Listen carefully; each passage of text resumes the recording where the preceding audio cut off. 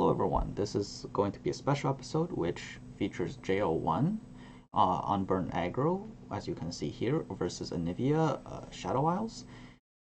This is going to actually cover two games. I'm doing this because it was requested of me by someone on Reddit. And when I looked at the games, they were actually quite interesting. He's essentially trained his intuition to have different default options than most other people, which is why I thought this was interesting. And you'll see what I mean. Normally with burn aggro, what you expect is that you expect people to just try to curve out and then, just in a very linear pattern where you play your units, attack, and then play burn after you run out of units. But he doesn't quite take such a direct and simple approach.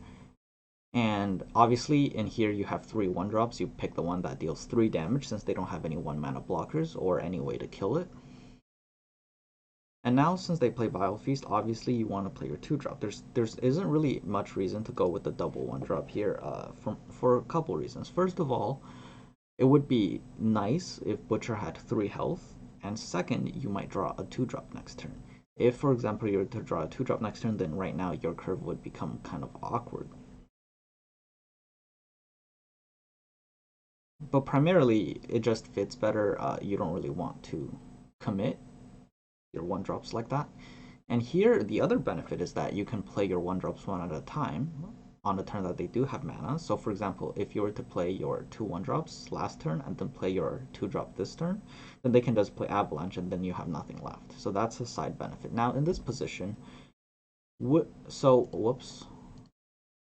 he's considering passing. So he has the option to essentially either pass or play Jagged Butcher.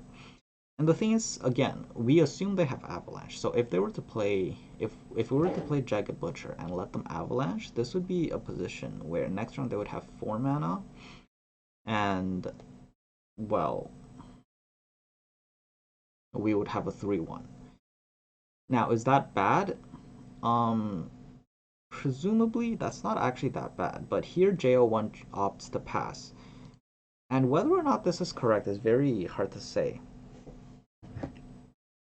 for a number of reasons. But the thing is, it's specifically the upside is that if they have Avalanche, they're going to have to decide to use it at some point. And right now, our board persists. So if we know for a fact that our board is going to stay as is, that's already an upside. So how do I put this? It's like saying we don't need to commit more until he does. But of course, that's also risky because they have cards like Whale and... Okay, so now they play Catalyst. Now, actually, if we were to play the Jagged Butcher, they actually wouldn't be able to play Catalyst this turn. But again, it's really hard to say exactly if that was better. I'm honestly still not sure. I've thought about it a lot, but I'm actually still not sure if it was better.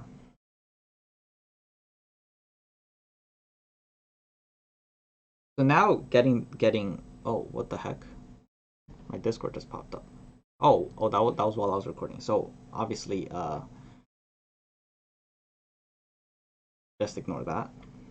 Because basically, since this is on Twitch, I record it separately so that if I pause, you don't get the Twitch overlay popping up. That's all it is. So I guess at the time of recording, I opened Discord for a sec. So here, obviously you don't want to get a 1/1. That's the worst possible stat line. And the thing about the scout, you always take the scout attack because if they were to play Avalanche or something, it's not that bad. You can just play your double Jagged Butcher. And the other thing is that you can see if they choose to commit their mana. Actually, you would play the 5-drop probably. Well, you still get 4 damage. And then you can play 2 Jagged Butchers, or, well, either way, you always Scout attack here simply because it's 4 free damage, and even if they Avalanche, they only prevent 4 damage. So now they pass, and we have the option to develop or to pass back. Or, well, we would never pass back. So it's either a full attack here, or like this, or to develop. And now the downsides of developing...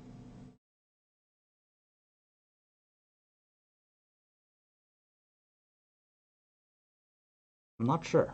It's mainly Avalanche that we are scared of. So yeah.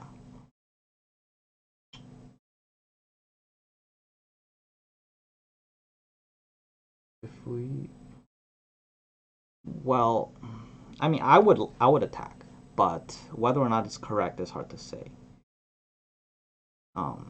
I mean, our develop isn't really that good, but I mean, the whale's not kind of weak here. It saves them significant amount of health, but it probably gets better over time. So here, obviously, I mean, this goes without saying, they have a Nivea, so you target the 1 health unit.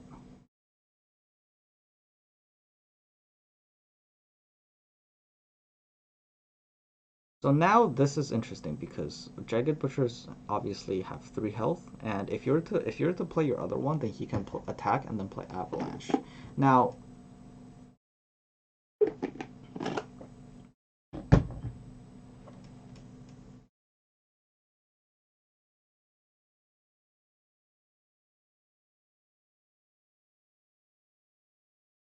so he's trying to hold the Jagged Butcher because it's one of his only units with more than with 3 health.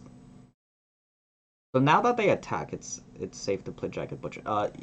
Because you assume that they're going to Avalanche, you just block with either the lowest health unit or don't block at all.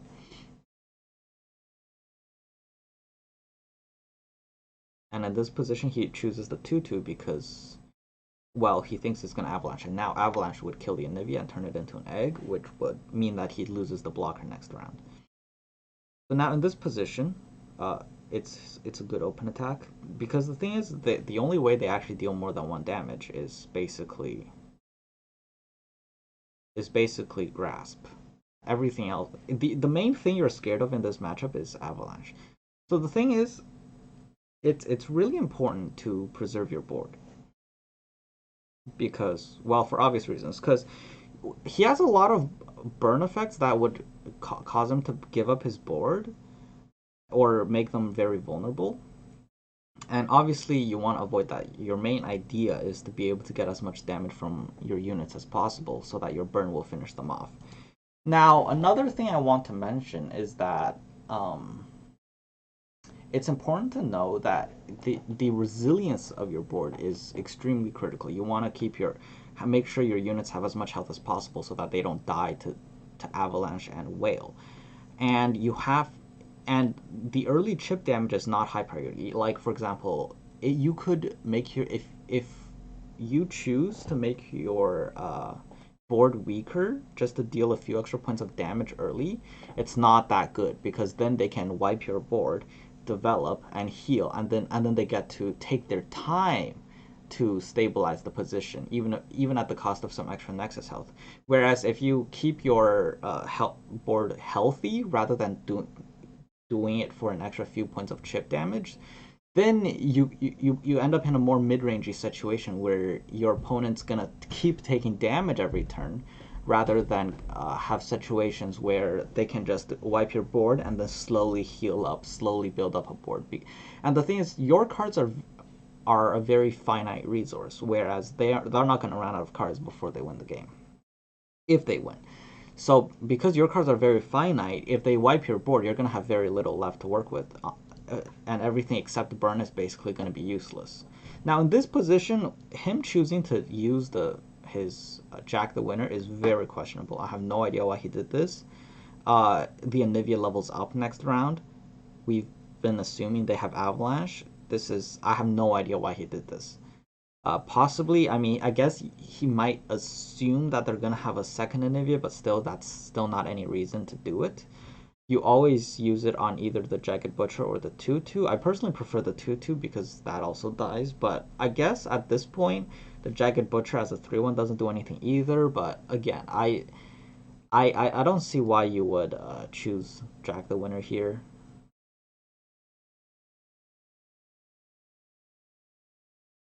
I think that's just a mistake.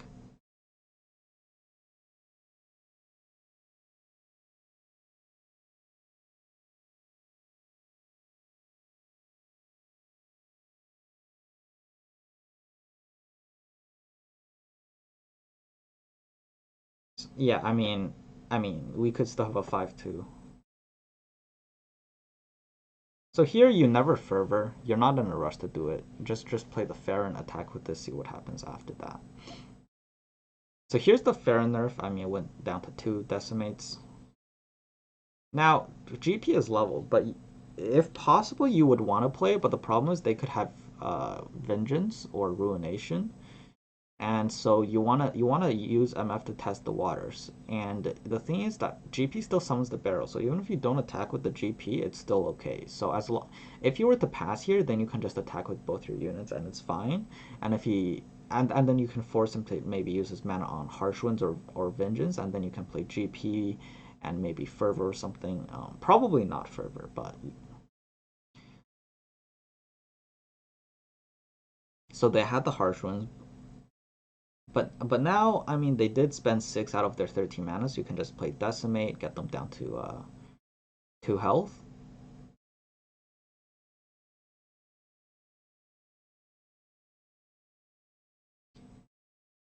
And now an important moment is gonna come up soon.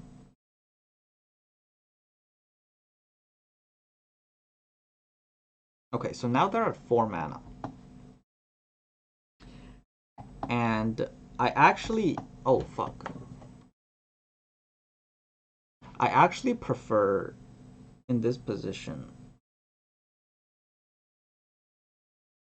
the Fervor. Because that would put them... Because they have to have exactly double Vile Feast to survive it. So I actually prefer just plain Fervor here. But I guess he wants to use it in response to a spell like Vengeance, or maybe use it with Fervor Gangplank's Barrel, but I don't know. There's just, since they have 4 mana instead of 5, which is the cost of their heal 3 cards, they have to play double Vile Feast. I just like playing the Fervor there. I'm not really too sure what the reasoning is there. By the way, his mouse shakes a lot. I have no control over that. Well, here they play Tavern Keeper, but yeah, you just play the Decimate. It leaves you enough mana to play GP plus Fervor if you want, or just to set up GP for an open attack, or play Iron Ballista after they develop, for example. I mean, you just play Decimate as a soft pass and see what they do from there. Or you could just hard pass, but I mean, I guess you could hard pass because they want to attack anyway. And then, yeah, actually, I think that's better because if you hard pass, then you also have the option of playing GP plus Decimate as a 5 damage Decimate. Yeah, I think that's better. Well, in this position, they actually have 10 mana, so GP first is a little bit weaker. Now, in this position, is it correct to play GP first or Decimate first? I'm honestly not sure because you could still have, for example, the barrel for your Noxian Fervor if you wait. I'm not because well, the thing is, if you play Decimate and they pass,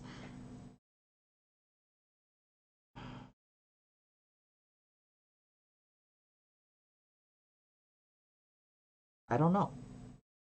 Again, I'm really not sure. GP or Decimate first?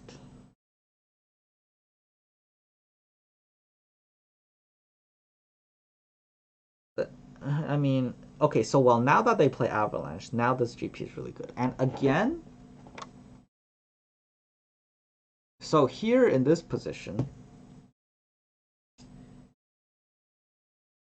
you're completely winning. Now, the only way they can heal out of range of this Noxian Fervor is actually they can't. So right now, Noxian Fervor is guaranteed lethal. However, it's actually also extremely difficult for them to survive your open attack because Gangplank is gonna deal 3 damage, and they would have to deal with the barrel, deal with the Gangplank because he has overwhelm, and also somehow deal with the fervor. So even if you pass here, it is also still a very safe lethal. But again, I don't see why you wouldn't just play fervor here because you can't really heal for 4 with 6 mana. But again, I mean, as I said, this attack is very good. I mean, Gangplank leveled up attack is very satisfying, so I can see why you would want to do it. But technically, there was no reason not to Fervor. But again, I'm not sure why he didn't just Fervor on that turn when they had 4 mana. So now that's going to be the first video. I'm going to cover a second game in the next video. I'm sorry, I'm honestly not sure about a couple of those turns, specifically the one here with the when you passed with the Jagged Butcher, and also the one with the whether to Decimate or Gangplank first. I think Decimate first is Decimate first feels correct, but Gangplank, I'm not sure why tangibly why it's correct. There were a few other moments, but mostly I'm honestly not sure if he was supposed to play the Jagged Butcher turn 3. I'm honestly not sure. But anyways, we'll cover one more of his games. It's the same matchup. These games are back to back, but I don't want to make the videos too long, so I'll cover it in 2 separate videos.